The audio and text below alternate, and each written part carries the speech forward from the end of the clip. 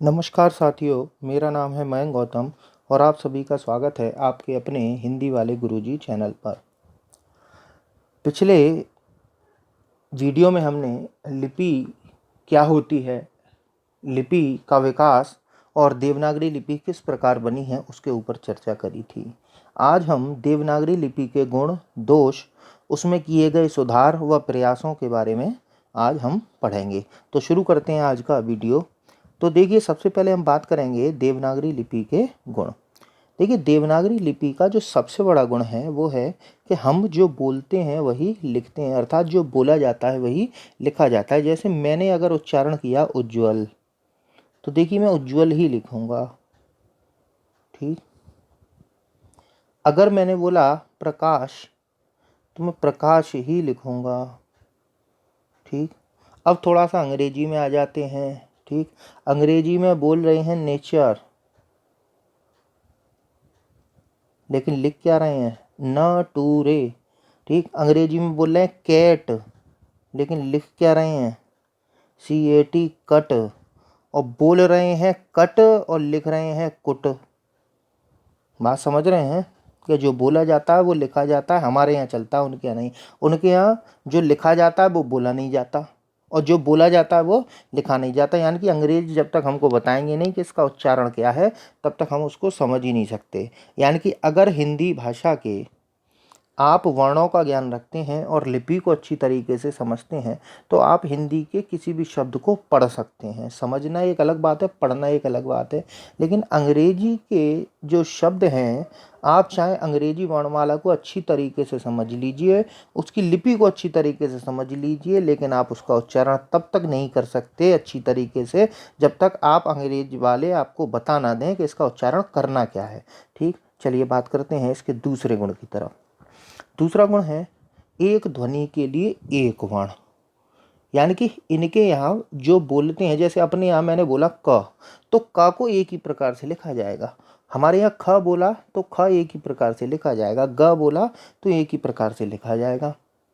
ठीक है। इनके यहाँ क्या होता है कि इस का को वो कई तरीके से लिख लेते हैं। देखो, जैसे क, के, अब KIT, काइट। देखो काइट में का आ गया, का। इसी तरीके से कैट, CAT, क्या का उच्चारण हो गया, का उच्चारण हो गया। इसी तरीके से एक शब्द देखिए, इधर लिख रहा हूं मैं, CHEQUE। देखिए च, और ये क्या है, क। तो कभी तो इन्होंने का उच्चारण के से कर दिया, कभी का के लिए वर्ण सी प्रयुक्त कर लिया, और कभी का ध्वनि के लिए इन्होंने QUE वर्णों का प्रयोग कर लिया। तो यहाँ ऐसा हमारे यहाँ नहीं है। हमारे यहाँ जो ध्वनि बोली जाएगी उसके लिए एक ही वर्ण होगा, कोई दूसरा वर्ण नहीं होगा। ठीक। आगे बात करते हैं इसके तीसरे गुण के बारे में। तीसरा इसका गुण है कि एक वर्ण के लिए एक ध्वनि का प्रयोग होता है। देखिए, ये दोनों बात एक जैसी हैं, लेकिन थोड़ा सा अंतर है कि एक वर्ण के लिए एक ध्वनि, एक वर्ण। जैसे मान के चलिए मैंने लिखा क, ठीक, या मैंने लिखा ख। ठीक। जब भी इसके लिए उच्चारण होगा तो इसको का ही बोला जाएगा, इसको खा ही बोला जाएगा। लेकिन इनके यहाँ क्या है, कभी सी को ये का बोल लेते हैं, कभी सी को ही ये चा बोल लेते हैं। अपने यहाँ ऐसा नहीं है। और देखिए, अपने यहाँ ता और ता में अंतर देखा है आपने, ये क्या है, ता। ठीक। ये क्या है, ट। लेकिन अंग्रेजी में ये दोनों का उच्चारण एक जैसा है, या इसके लिए वो टी का प्रयोग करते हैं। ठीक। तो बात आपकी समझ में आ रही होगी कि एक ध्वनि के लिए एक वर्ण और एक वर्ण के लिए एक ध्वनि का प्रयोग किया जाता है। अब सबसे महत्वपूर्ण बात आती है, मूक वर्णों का प्रयोग नहीं, अर्थात साइलेंट वर्णों का प्रयोग हमारे यहाँ नहीं होता है। कैसे नहीं होता, जैसे हमारे यहाँ छोटी से छोटी ध्वनि का भी उच्चारण होता है। जैसे हमने क्या लिखा, क्या, तो इसमें इस क का भी उच्चारण होगा। ठीक। हमारे यहाँ छोटी छोटी चीज़ों का या छोटे छोटे वर्णों का या छोटे छोटे रूप का भी उच्चारण होता है, लेकिन इनके यहाँ नहीं है। देखिए WRITE, ये क्या है, राइट। बोल केवल इतने को रहे, इसको बोल ही नहीं रहे। ठीक। और देखते हैं, अभी थोड़ी देर पहले भी मैंने आपको बताया था KNOW, क्या है ये, नो। अब नो में इस के की क्या ज़रूरत है, हमारे यहाँ तो जो भी बोला जाता है वो लिखा जाता है, वही उच्चारित भी होता है। हमारे यहाँ कोई मूक वर्ण नहीं होता। ठीक। इसी तरीके के कई सारे शब्द हैं। जैसे नाइफ है, साइकोलॉजी है, सुनामी है, इन सभी में साइलेंट रहते हैं। जैसे नाइफ में के साइलेंट रहता है, सुनामी में टी साइलेंट रहता है, साइकोलॉजी में पी साइलेंट रहता है। तो इस तरीके का प्रयोग हमारी हिंदी में नहीं होता है। अब बात करते हैं वर्णमाला में स्वर और व्यंजनों का अलग अलग स्थान है। देखिए, अगर मैं अंग्रेजी वर्णमाला की बात करूं तो स्वर और व्यंजनों का अलग अलग स्थान नहीं है, वो सब एक साथ मिश्रित हैं। A B C D E F G. देखिए, A E I O you वहाँ पर स्वर होते हैं और देखिए उनका कोई क्रम नहीं है। ठीक, वो ऐसे ही आपस में एक दूसरे के साथ लिखे गए हैं। लेकिन हिंदी में स्वर और व्यंजनों को अलग अलग स्थान है, यानी कि अ से अ तक और फिर इसके बाद क से ज्ञ तक ये व्यंजनों का क्रम इसी प्रकार है। ठीक है, चलिए अब बात करते हैं अगला। पूर्णतः वैज्ञानिक लिपि है। पूर्णतः वैज्ञानिक लिपि क्यों है कि प्रत्येक वर्ण को बनाने का एक तरीका है और जितने भी वर्ण हैं इनका उच्चारण स्थान है। ठीक, उच्चारण के स्थान के आधार पर वर्णों को विभाजित किया गया है, इसलिए हम कह सकते हैं कि पूर्णतः वैज्ञानिक लिपि है। 7वें नंबर पर आते हैं। हमारी देवनागरी लिपि की विशेषता है कि इसमें व्यंजनों का आक्षरिक गुण पाया जाता है। आक्षरिक मतलब आक्षरिकता गुण, अक्षर पाए जाते हैं। जैसे अंग्रेजी से पहले हिंदी का एक शब्द ले लीजिए। जैसे मैंने लिखा क्षेत्र, देखिए कितनी आसानी से कितनी छोटी सी जगह में आ गया। लेकिन अगर हम बात करें अंग्रेजी की तो इसी को KSHETRA, देखिए कितने वर्णों की आवश्यकता पड़ी। ठीक है, थोड़ी जगह भी घेरी। तो ये गुण अंग्रेजी में नहीं है, यहाँ प्रत्येक वर्ण अलग लिखा जाता है। लेकिन हमारे यहाँ क्या है कि दो ध्वनियाँ मिलकर एक अक्षर बन जाती हैं। दो ध्वनियाँ मतलब जैसे क के साथ में अगर मैं ओ का मेल कर दूं तो ये अक्षर बन गया को। ठीक, बात आपकी समझ में आई कि व्यंजनों में अक्षरिक गुण पाया जाता है, अर्थात दो ध्वनियाँ मिलकर एक अक्षर बन जाती हैं। ठीक, ऐसा अंग्रेजी में नहीं है। ठीक, बात करते हैं अगला है कि वर्णों का क्रम वैज्ञानिक है। देखिए वर्णों का क्रम कैसे वैज्ञानिक है। आपने व्यंजनों में पढ़ा होगा कि क वर्ग, च वर्ग, त वर्ग, त वर्ग, इनको किस प्रकार से रखा गया है, क्रम से रखा गया है। और क्रम भी किस प्रकार से है कि ये कंठ से उच्चारित है। ठीक है, जो तालु से उच्चारित है, तो ये क्या है, ये क्रम से रखे गए हैं। तो ये क्या बात हो गई कि वर्णों का क्रम वैज्ञानिक है। वैसे विशेषताएं इसकी और भी हैं। जैसे नमी इसकी विशेषता है, आपकी माफ़ कीजिएगा, इसकी नमी विशेषता है, हमारे यहाँ वर्णों का रूप सदैव समान रहता है, यानी कि कैपिटल और वैसा छोटा या बड़े जैसा कोई भी नहीं है। देखिए हमारे यहाँ छोटा रूप या बड़ा रूप नहीं। ठीक है, इसके लिए अंग्रेजी में नियम चलते हैं स्पेशली कि कहाँ पर कैपिटल लेटर का प्रयोग होगा, कहाँ स्मॉल लेटर का प्रयोग होगा। हमारे यहाँ नहीं है, हमारे यहाँ का लिखा है तो का छोटा बड़ा जो है वो ये ही है। अंग्रेजी की तरह नहीं है कि ए अलग रूप है और छोटी ए का अलग रूप है, इससे और ज़्यादा कन्फ्यूजन पड़ जाता है। ठीक है, ये इसके गुण हैं। और अगर मैं बात करूँ गुण तो देखिए बहुत सारे हैं। एक और 10वां गुण क्या है कि हमारे यहाँ मात्रा रूप पाया जाता है स्वरों का। अंग्रेजी में ऐसा है नहीं, वहाँ तो उसी की तरह से सीधे वही उच्चारित होते हैं, वही लिखे जाते हैं, उनका रूप वही रहता है। हमारे यहाँ देखो बड़ा आ लिखा भी जा सकता है स्वतंत्र रूप से और इसकी मात्रा भी लगाई जा सकती है। और ये सब होता किसके कारण है, अक्षरिक गुण के कारण होता है। ठीक है, चलिए बात करते हैं आगे।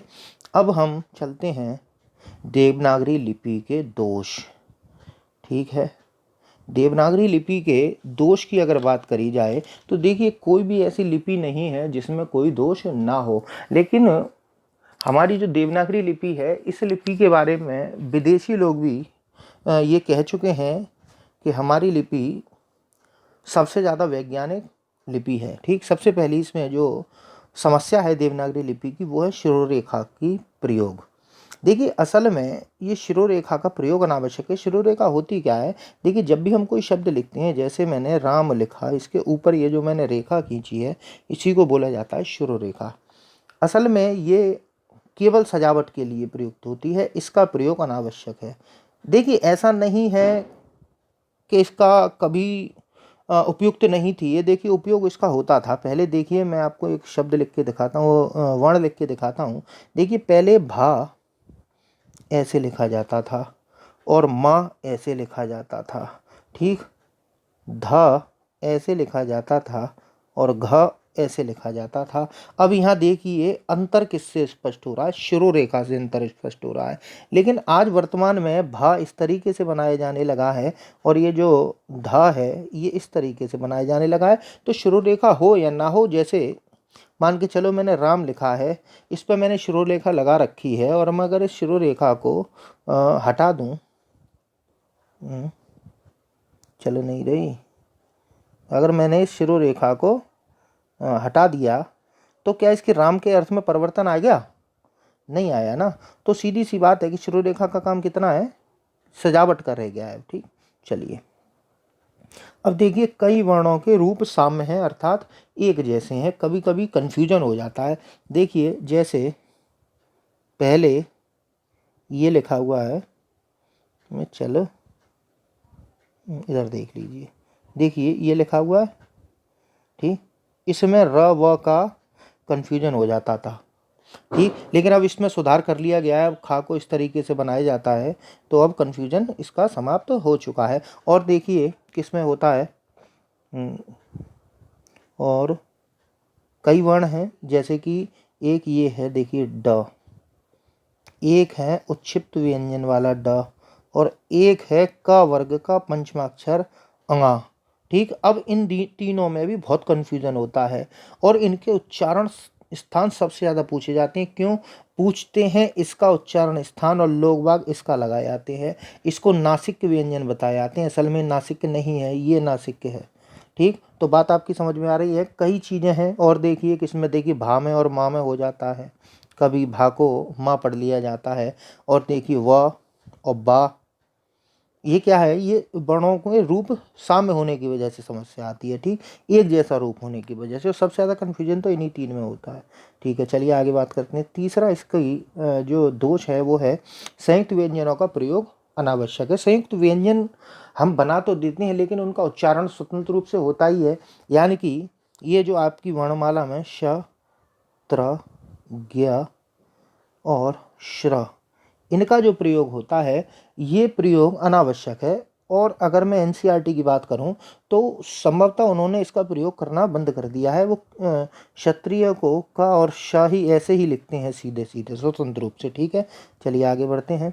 अगला है कुछ व्यंजनों के संयुक्त रूप अनावश्यक है। हाँ जी, कुछ व्यंजनों के संयुक्त रूप अब अनावश्यक हैं और वैसे भी अब उनका प्रयोग बहुत सौ का होता ही नहीं है।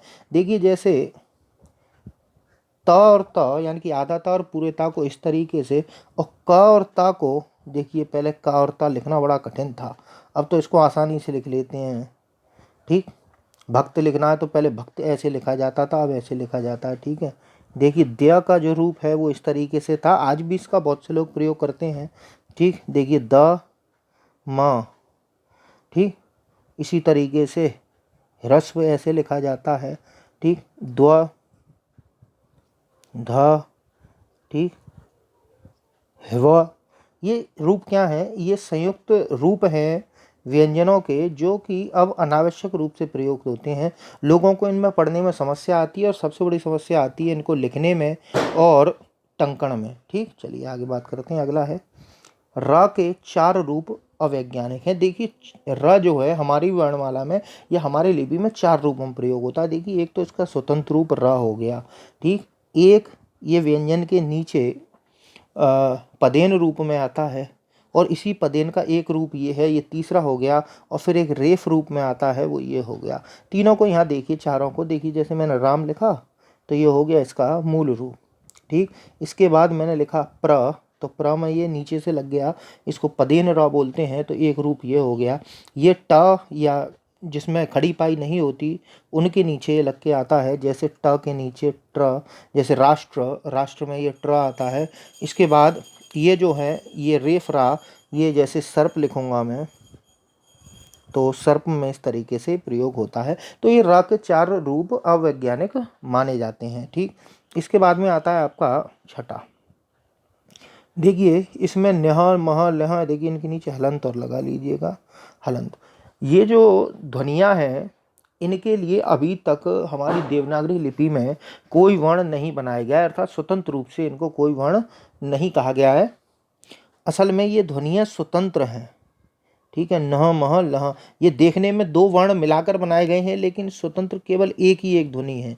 ठीक, लेकिन इनके लिए अभी तक क्या है, स्वतंत्र चिन्हों का अभाव है। जैसे अंग्रेजी में क और ख जो हम बोल रहे हैं, इसके लिए स्वतंत्र वर्णों का अभाव है। जैसे क तो लिख लेते हैं के से, लेकिन ख लिखने के लिए उनको क के साथ एच जोड़ना पड़ता है। उसी तरीके से नह मह लह के लिए स्वतंत्र चिन्हों का अभाव है। असल में ये न का महाप्राण, ये मा का महाप्राण और ये ला का महाप्राण रूप है। ठीक, चलिए आगे बढ़ते हैं।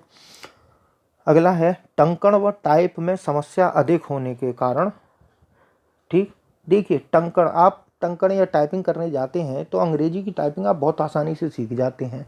ठीक, लेकिन हिंदी की टाइप सीखने में बहुत ज़्यादा आपको समस्या होती है। और ये समस्या होती इसलिए है क्योंकि देखिए हिंदी में 403 टाइप हैं, बहुत अधिक हैं ये। ठीक, तो इसीलिए कहा जाता है कि भाई अंग्रेजी की टाइपिंग सीख लो, हिंदी की तो बहुत कठिन है। ठीक, तो समस्या आती है तभी तो कठिन है। तो ये भी क्या है, इसकी कमी है देवनागरी लिपि की। अब देखिए धारा प्रवाह लेखन में समस्या।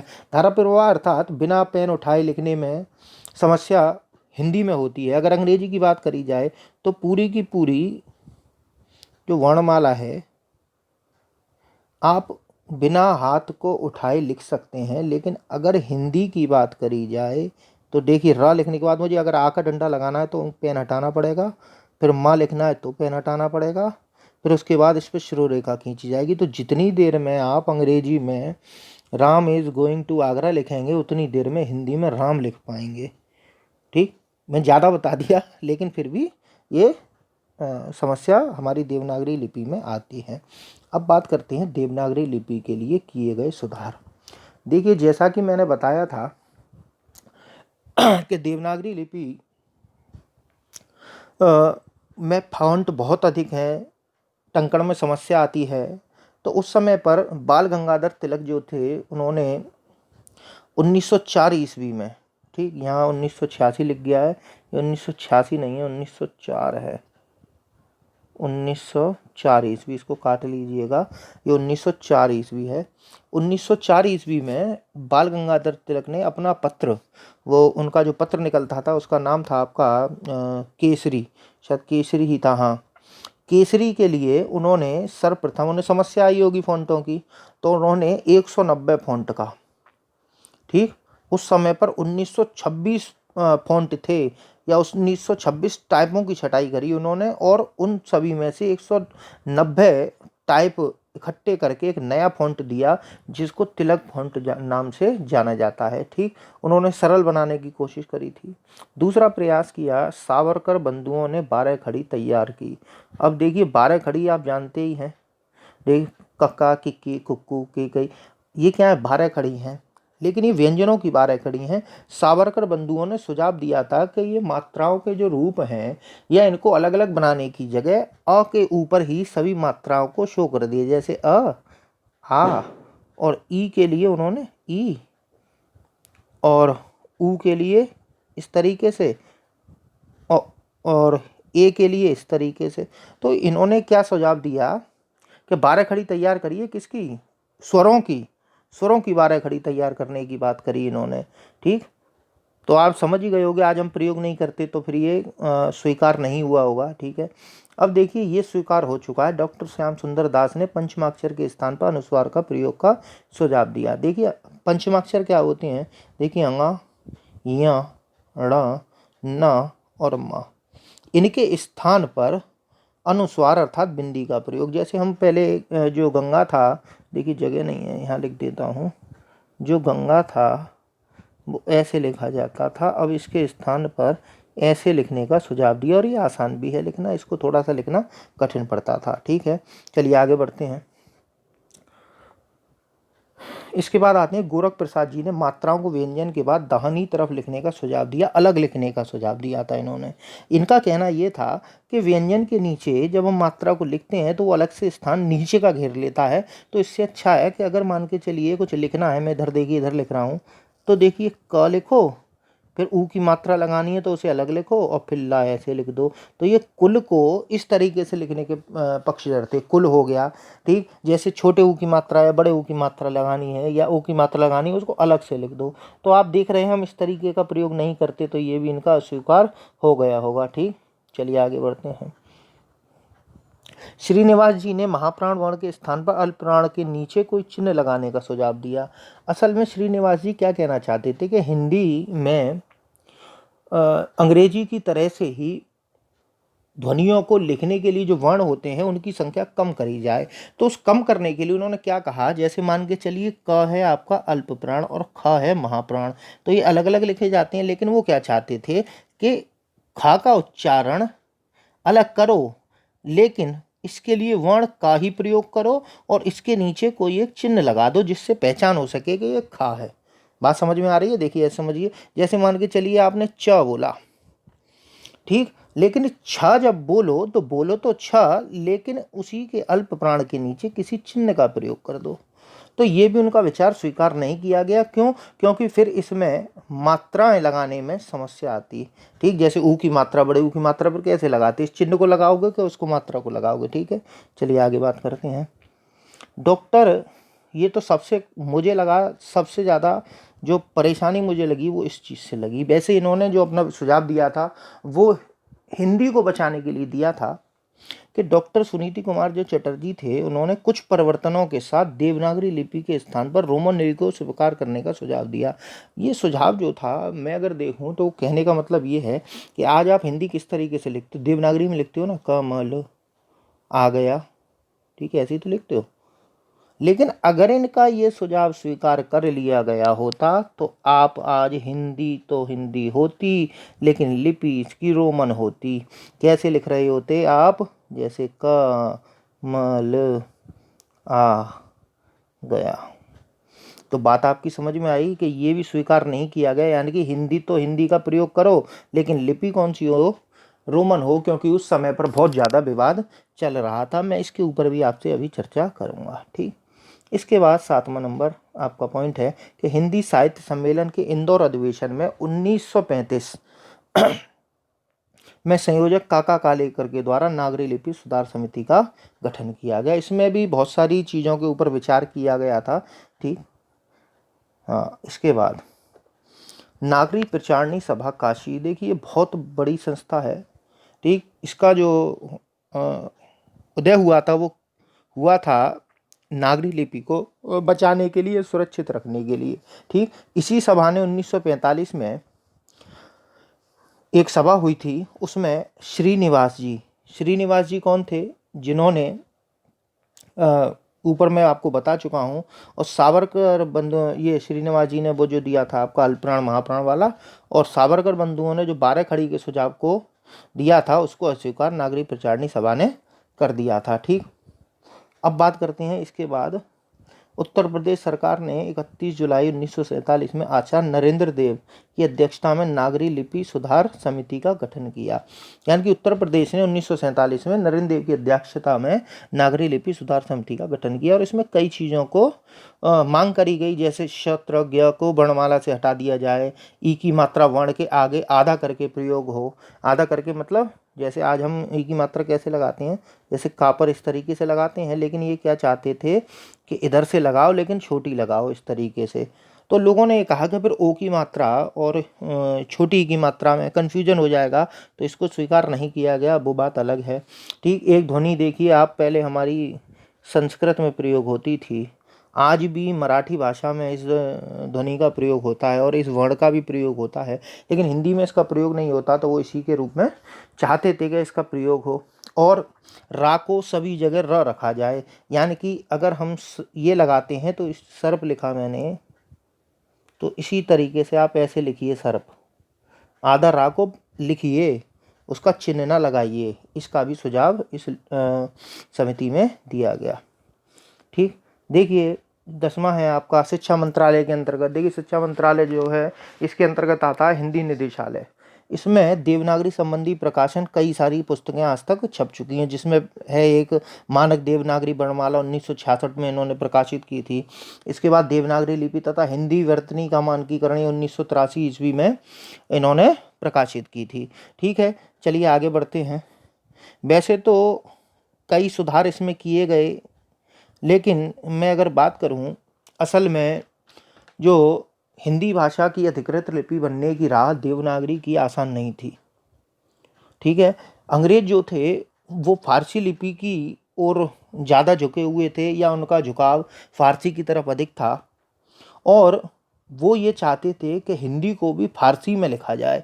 अर्थात हिंदी भाषा तो रहे, लेकिन उसको लिखा किस में जाए, फारसी लिपि में। जो आज हमारी उर्दू लिखी जाती है ना फारसी में, वही फारसी में लिपि लिखने का षड्यंत्र किया। और सबसे इसमें जो नाम सबसे ऊपर आता है वो आता है फोर्ट विलियम कॉलेज का।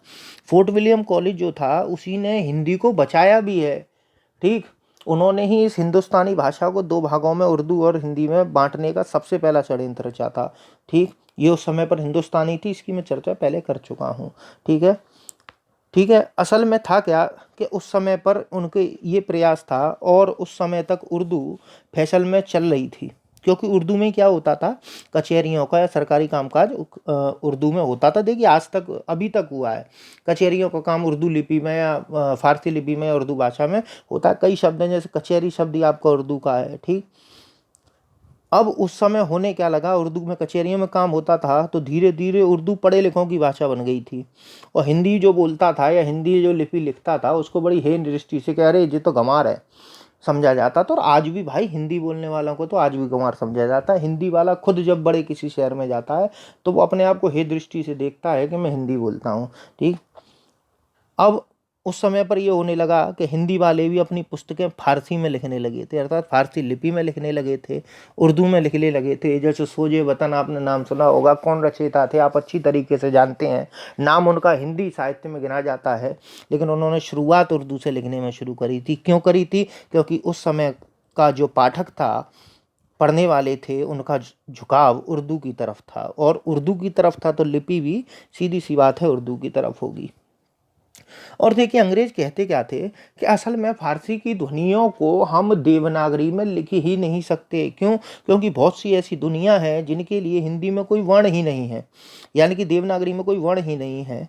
तो इसके बारे में जो बात करी वो थे शिव प्रसाद सितारे हिंद जी। उन्होंने नागरी लिपि के लिए सबसे पहला प्रयास किया था 1868 ईस्वी में। ठीक, इन्होंने ये कहा था कि अगर वर्ण नहीं है तो हम वर्ण बना लेते हैं। तो 5 ध्वनियाँ क, ख, ग, ज और फ, ये हमारी हिंदी की ध्वनियाँ हैं, और हिंदी देवनागरी लिपि के भी ये वर्ण हैं। तो उन्होंने इन्हीं के नीचे नुक्ता लगाकर फारसी ध्वनियों के लिए इन वर्णों का सुझाव दिया। तो इसका उच्चारण उन्होंने क्या किया, क, ख, ग, ज और फ। तो जा और ज में अंतर है, फ और फ में अंतर है, ग और घ में अंतर है। तो इन ध्वनियों के प्रयोग का इन्होंने सुझाव दिया शिव प्रसाद सितारे हिंद जी ने। अब इनका 3 का प्रयोग तो अब वैसे नहीं होता, इनका प्रयोग अभी भी हो रहा है। क्यों, क्योंकि बहुत से अंग्रेजी के शब्दों में इनका प्रयोग होता है, और उर्दू के शब्दों में भी प्रयोग होता है। ठीक, चलिए बात करते हैं आगे। अब उन्होंने तो इसका प्रयास किया ही किया था। इसी के साथ देखिए एक थे मेरठ के गौरी दत्त जी। ठीक है, इनको नागरी का सबसे पहला प्रचारक माना जाता है, और ये प्रश्न आता भी है कि नागरी लिपि के सबसे पहले प्रचारक कौन थे। मेरठ के गौरी दत्त जी। ठीक, इन्होंने कई पत्र और पत्रिकाओं का उस समय पर देवनागरी से संबंधित, एक मेरे ख्याल से, शायद मुझे नाम याद नहीं आ रहा, वैसे नागरी प्रकाश नामक उनकी एक शायद पुस्तक थी, जो उसमें नागरी के ऊपर उन्होंने कई बातें कही थी। इन्होंने 1894 ईस्वी में एक सरकार को ज्ञापन दिया कि कचहरियों का जो काम है या अदालतों का जो काम है उर्दू में होता है, उसमें आप नागरी में करवाइए। ठीक है, नागरी का मतलब देवनागरी में करवाइए। तो सरकार ने वैसे तो ये उनका ज्ञापन स्वीकार नहीं किया। इसके बाद में बात करी जाए तो 1893 ईस्वी में एक नागरी प्रचारणी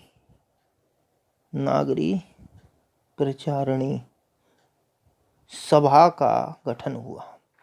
ये काशी में सभा स्थापित हुई थी। ठीक, कहाँ स्थापना हुई, काशी में इसकी स्थापना की गई।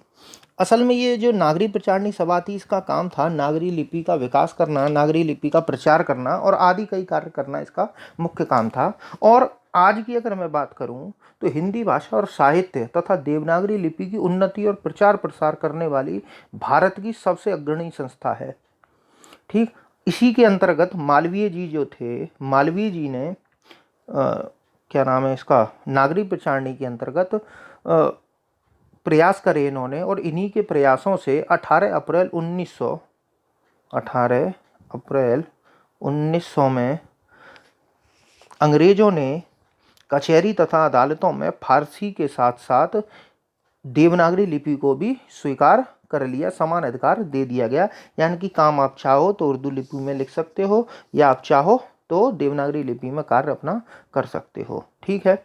असल में ये जो काशी की जो नागरी प्रचारणी सभा थी, इसी में देखिए मैंने आपको पढ़ाया था, बताया था, कामता प्रसाद गुरु जी का व्याकरण छपा था, और रामचंद्र शुक्ल जी का जो इतिहास का ग्रंथ था, उन्होंने हिंदी साहित्य का इतिहास लिखा था, वो भी इसी में छपा था। इस पत्रिका में 500 से अधिक ग्रंथ और कई बार हिंदी कोशों का प्रकाशन यह छाप चुकी है, और हिंदी का सबसे बड़ा पुस्तकालय नागरी प्रचारणी सभा काशी में है। ठीक है, चलिए